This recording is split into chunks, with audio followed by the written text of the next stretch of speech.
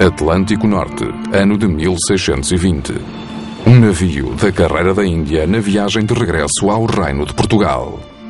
As velas perdidas, os marinheiros cansados devido às privações e às dificuldades da longa viagem no mar. A bordo, todos anseiam por finalmente ver terra que lhes anuncia o restabelecimento e, sobretudo, mantimentos frescos, a chamada aguada.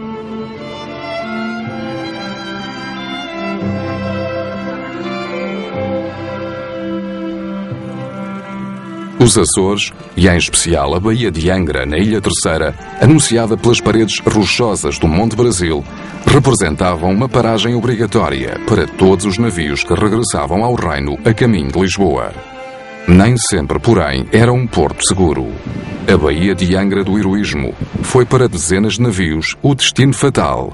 O naufrágio inevitável depois de uma viagem de 8 a 9 meses no mar, pouco antes de chegar ao derradeiro Porto Lisboa.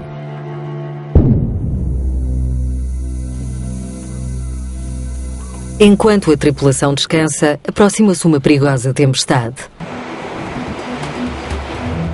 A baía oferece boas possibilidades de ancoragem. No entanto, as tempestades vindas do sul podem sempre representar um perigo.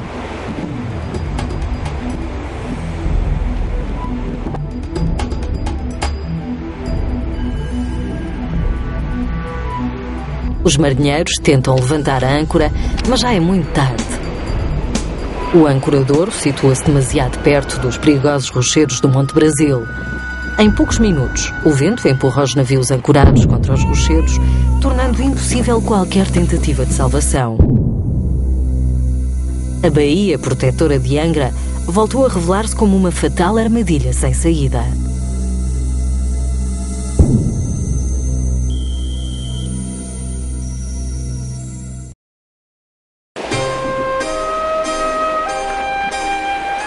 O naufrágio de navios já ancorados na Baía de Angra era comum devido ao vento que se levantava de sul e que lançava os navios para terra, acabando despedaçados contra os rochedos. As madeiras das naus espalhavam-se por terra e os moradores de Angra aproveitavam esses destroços para a construção de habitações e por esse motivo lhe chamavam vento carpinteiro.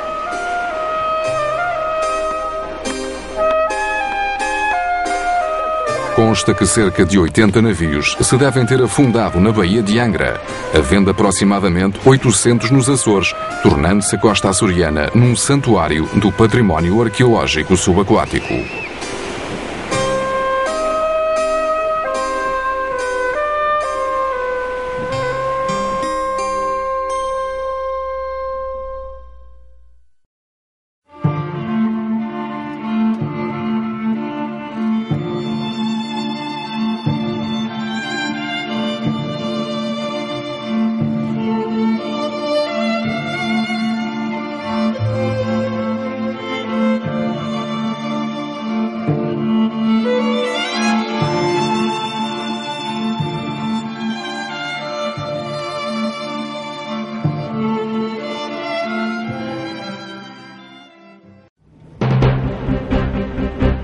Ilha Terceira.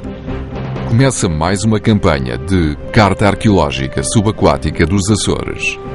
A colaboração entre a Direção Regional de Cultura e a Fundação Rebikov-Nigala, no âmbito deste projeto, decorre já desde 2004 e tem tido por missão o levantamento do património arqueológico subaquático de algumas zonas das ilhas do Grupo Central do Arquipélago.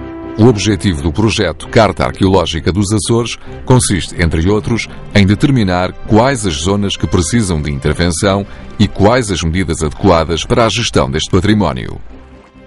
Este ano a equipa aguarda com expectativa um novo desafio, porque a área a abranger corresponde a uma faixa de costa rochosa de batimetria irregular, com uma profundidade que vai até aos 30 metros. Por este motivo, cada intervenção tem de ser muito bem planeada e os equipamentos adaptados da melhor maneira às condições existentes.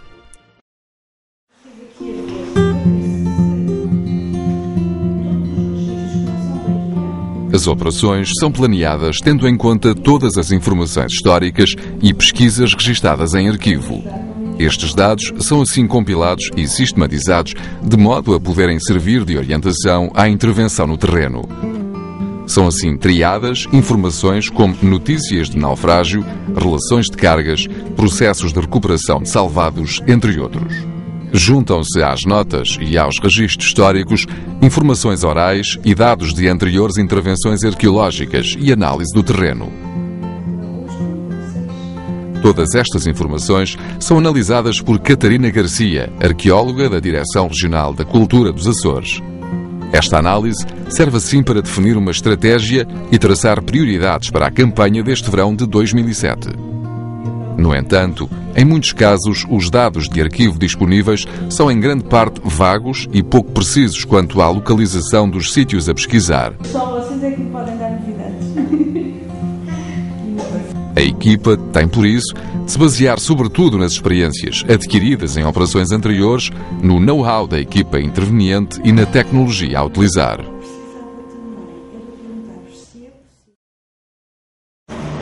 Em primeiro lugar, é necessário levar a cabo uma série de operações no mar onde são recolhidos, de modo sistemático, dados geofísicos da área a pesquisar, utilizando-se para este efeito um magnetómetro, em associação com o sonar de varrimento lateral. Estes equipamentos permitem fazer o levantamento de uma área relativamente grande em pouco espaço de tempo, detectando, por exemplo, objetos em ferro que se encontrem dispostos no fundo do mar. Este ano procedeu-se ao varrimento sistemático de águas pouco profundas entre São Mateus e Ponta da Mina, em busca de sítios arqueológicos, com o objetivo de concluir o levantamento da costa sul da Ilha Terceira até uma profundidade de 30 metros. O sonar de varrimento lateral emite sinais acústicos que são reproduzidos no ecrã de um computador como imagens do fundo do mar. O designado peixe é rebocado por um cabo colocado na parte de trás do barco, sempre a poucos metros de distância do fundo do mar, para se obter uma imagem com a melhor resolução possível. A operação requer a máxima concentração da tripulação. Cada rochedo que não é reconhecido ou qualquer alteração do fundo do mar são uma ameaça na medida em que podem danificar o equipamento. O magnetómetro está suspenso e segue rebocado atrás do peixe do sonar, indicando a existência de peças de metal no fundo do mar. A sonda acústica é permanentemente monitorizada, indicando antecipadamente alterações do relevo ao skipper do barco. Por indicação do skipper, o aparelho tem de ser rapidamente içado a alguns metros através de um guincho elétrico, não se podendo perder qualquer tempo nesta delicada operação, sob pena de se embater com os equipamentos no fundo ou em rochas que surjam de surpresa. O sonar permite percorrer corredores com 100 metros de largura a uma velocidade de 3 a 4 nós. A resolução dos detalhes é de grande qualidade, o que permite um nítido reconhecimento de objetos com a dimensão, por exemplo, de um pneu de um carro ou um cabo de embarcação.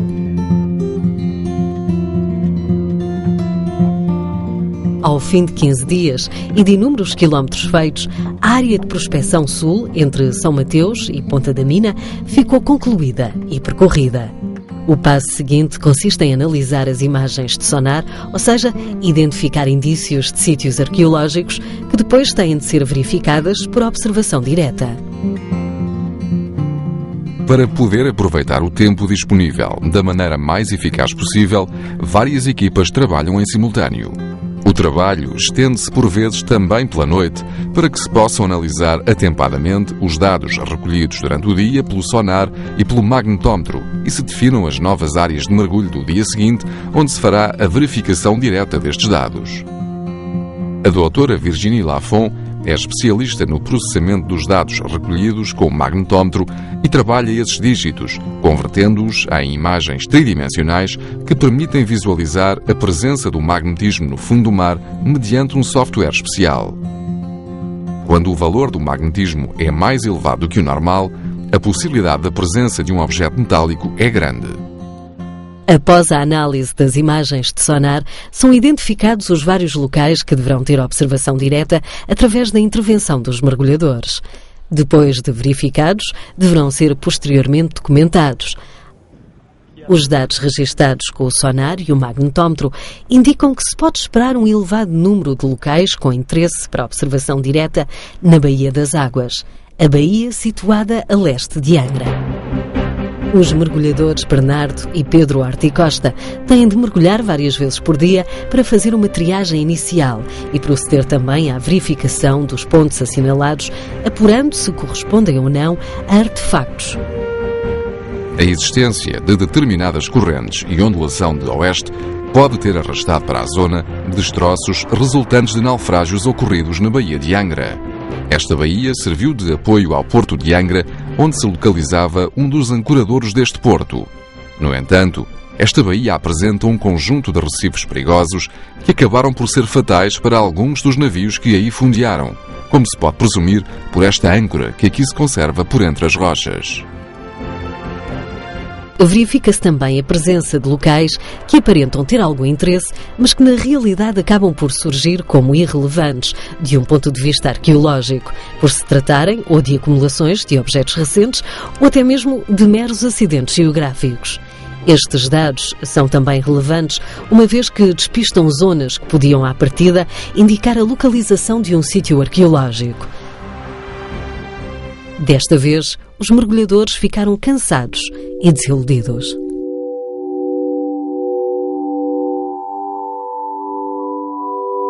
No entanto, na sequência de uma série de mergulhos são trazidas à luz importantes informações. Neste local, na Baía das Águas, descobriram-se vários artefactos que indicam a existência de um naufrágio. Junto de pedras de lastro e de vestígios de madeira e cerâmica, encontram-se também pequenos objetos em sílex, talhados e que serviam como ignição para as armas de pederneira levadas a bordo. A descoberta mais significativa corresponde a um fragmento partido de porcelana, lacada a azul e branco, onde se podem ver nitidamente caracteres chineses. Não há a mínima dúvida. A equipa descobriu os vestígios de um navio carregado, entre outros possíveis objetos, de porcelana chinesa.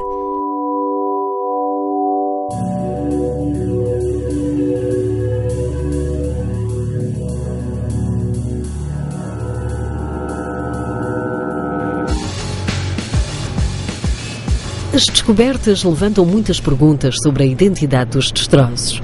O contexto cultural dos objetos encontrados pode apontar para diversas cronologias. No entanto, só uma pesquisa mais apurada do sítio poderá revelar a sua verdadeira cronologia.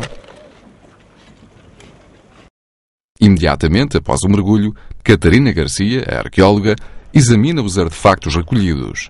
Será que provém de Santiago, que no ano de 1587 foi surpreendida por uma tempestade quando estava ancorada em frente da costa, ou de um vapor do século XIX atingido pelos baixios da Baía das Águas?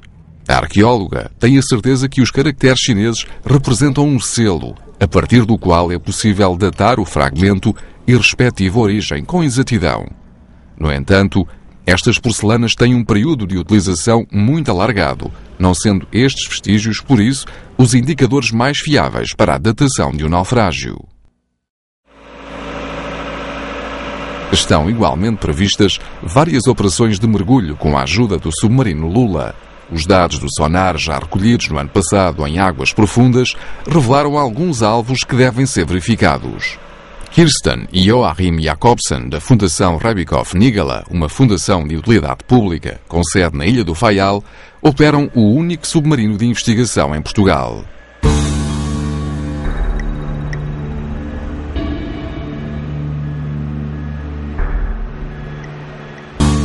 Antes de iniciar a imersão, a tripulação lançou à água no local do mergulho um emissor acústico, cujos sinais são recebidos no interior do submarino. Acho que estou a ver o fim da água, tribord. Então vamos para tribord. O aparelho emissor aterrou diretamente junto de um objeto, que agora surge à luz dos holofotes do submersível. Este mergulho, ocorrido a 100 metros de profundidade, visa a observação de um alvo que acaba por se revelar sem interesse, por se tratar de um objeto recente, aparentemente uma mancha de material sintético coberto de ostras. No entanto, o mergulho em si compensa a tripulação com este espetáculo lindíssimo, apresentado por um cardume de chicharros.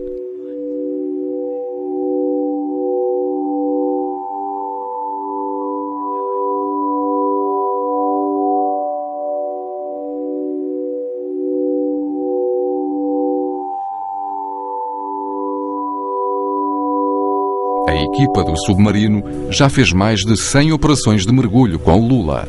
A verdade é que cada imersão é sempre um novo desafio e um fascínio renovado. Os tripulantes nunca sabem o que vão encontrar debaixo de água. O submarino